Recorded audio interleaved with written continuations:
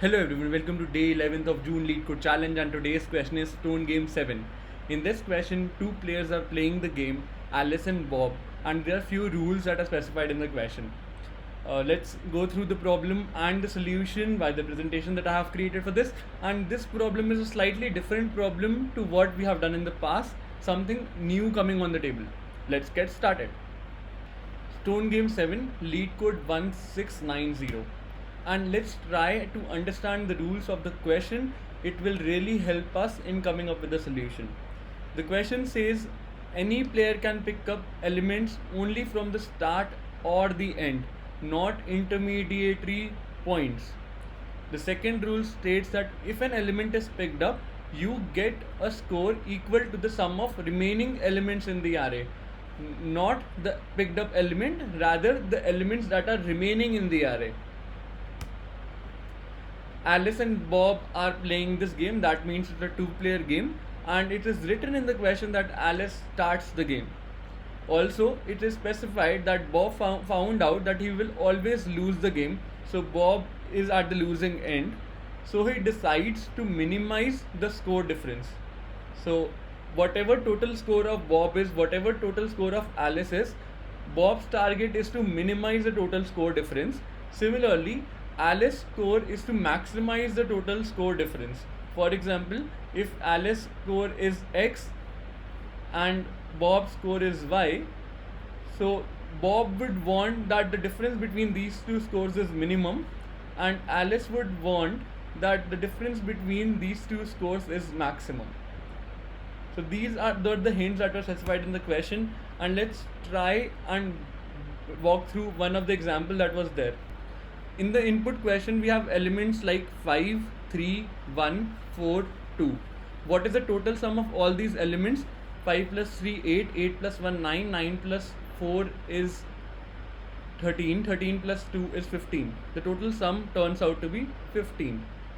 And since Alice starts the game, he has two possibilities. Either he can pick the rightmost element or the leftmost element. If he picks up the rightmost element, then what would be his total score? His total score would be 15 minus 2, 13. So this would be his total score if he picks up the leftmost element. If he picks up the rightmost element, then what would be the total score? His total score would be 10, because 15 minus 5 is 10. And in case he picks up the fifth element, the leftmost element. And let's consider both the cases. If he picks up the second element, then what would be the remaining array? Remaining array would be something like 5, 3, 1, 4, and in the other case the remaining array would be something on the lines of 3, 1, 4, 2. Now let's walk through both the possibilities. We have 5, 3, 1, 4, and in the other part we have 3, 1, 4, 2. And now comes the turn of Bob. What Bob can do? Bob has two possibilities. He can pick up the fifth element or the fourth element. If he picks up the fifth element, what would be his total score? His total score would be 8, because here the total score was 13. 13 minus 5 is 8, and in case he picks up the fourth element, what will be the total score? The total score would be 12. Again, two possibilities are generated. One as 5, 3, 1 if he picks up 4. The other one as 3, 1, 4 if he picks up fifth element, this element. Let's walk through the other case here. Assuming that Alice picked up the 5 value element, his total score was 10, and he picked up 5 value element. The remaining array something like this: 3, 1, 4, 2, and the total sum here is 10. Also, now Bob gets a chance. Bob can either pick 3 or he can pick 2. If he picks up this 3 element, then what is the remaining state of the array? It is 1, 4, 2, and his score would become 7. If Bob picks up the second value element, what would be the remaining state of the array? It would be 3, 1, 4, and the total score of Bob would become 8. Now, we cannot judge which way to go. We cannot come up with a greedy approach to solve this because we don't know in next move Alice is gonna pick the maximum element or the minimum element. Similarly holds true for the vice versa part. We don't know Bob will pick up the maximum element out of the two options or the minimum element out of the two options. As a result of which we will walk through all the possibilities. We don't know picking up the left element will give us the maximum difference or picking up the right element will give us the maximum difference. As a result of which we will try all the possibilities that can be generated in the system, and we'll simply return the maximum value difference that we can get in the end. Let's try and write the mathematical statement out of this, and the answer would be given by total sum that is there in the array, subtracting the leftmost element, also subtracting the max of the remaining configuration of the elements that you can generate, versus total sum minus rightmost element minus max of remaining configuration of the elements that are there in the system once you have picked up the rightmost element. So in broader terms, this is the formula to find the solution. Let's try and walk through few cases. Let's assume there is only one element in the array with value 5, and the leftmost index and the rightmost index converges at the same point, whatever the index of this element is. And if you pick up this element, what would be your maximum score? So what are the remaining elements in the array? There are no elements, so the max score turns out to be 0 for you, in case there is only one element in the array. Let's walk through the other case. The leftmost element is 5, the rightmost element is 1, and there are only two elements in the array. How? Right minus left index is equal to 1. This is the condition, and that makes it having only two elements in the array. If you pick up the leftmost element, this element, what is the score that you can generate? Your score is 1. If you pick up the rightmost element, what is the score that you can generate?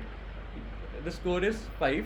So the maximum score that you can generate out of this configuration is maximum of left comma right. If you understood these cases, you have understood the solution. We just want to mathematically formalize it in the form of code. So let's move on to the coding part, and everything will be crystal clear there. Let me just zoom in for you guys and let's get started. I'll be going with the top-down approach to solve this problem, and we will be using memoization / caching technique to make the computation faster. Here I have calculated the length or the number of stones that are there in the array. I have taken a sum variable that stores the sum of all the stones that are initially there in the array.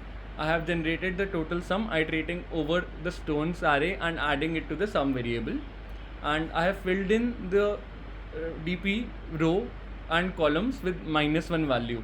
So the complete row and table contains -1 value. I have created a dp of size n cross n. The main crux of the problem lies in writing this method. And how do we do that? The first parameter signifies the leftmost index of the current array. The second parameter signifies the rightmost index of the current array. The default value will be 0 and for left one and n-1 for the right one. The stones array that is there, and sum represent the sum of the total elements that are into consideration in the current state of the array, starting from the 0th index going up till n-1. I have also passed in the dp array so as to introduce caching or memoization so that we can avoid recomputation of the same states. The first corner case that we talked about is if my left is equal to right. That means I only have one element in my array, single element in my array. What is the maximum score that I can generate or get out of it? It is 0. If I have two elements in the array, right minus left is equal to 1. What is the maximum element I can generate? I'll pick up the lower value 1 so that I can get the maximum score. and maximum of stones or value of left comma right gives me the solution. Pick up the maximum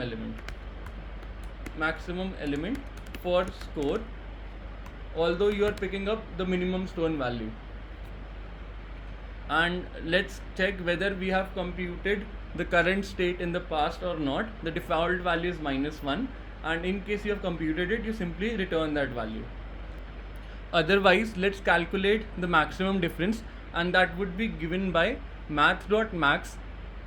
There are two possibilities. If you pick up the leftmost element in the current state, sum minus the stone's value at the leftmost index, also subtracting whatever the maximum value out of the remaining possible elements is there. So since you consume the leftmost element, you will increment the left index by 1. The right element remains the same. The stones in the input array remains the same. The total reduces by stones of left, and you pass in the dp in order to avoid recomputations. Versus you pick up the rightmost element, sum minus stones at the rightmost index minus the maximum value that you can get solving the remaining state of the elements. Left index remains the same in this case. Since you consume the rightmost index, right reduces by 1, stones array remains the same, and the sum gets reduced by stones dot right value because you have already consumed the rightmost stone. I have passed in dp so that I don't need to recompute the previously computed states. Once I have the maximum difference, I assign this value to the dp array, and in the end I simply return the max difference value. Let me just submit the code. Accepted. What is the time complexity of this approach? The time complexity is of order of n square because you are moving in a top down fashion, and the space complexity is again order of n square. I hope you liked today's video and understood the solution. If you did, please don't forget to like, share and subscribe to the channel. Have a great day ahead, and thanks for watching it. Also, stay tuned for more updates. See you tomorrow.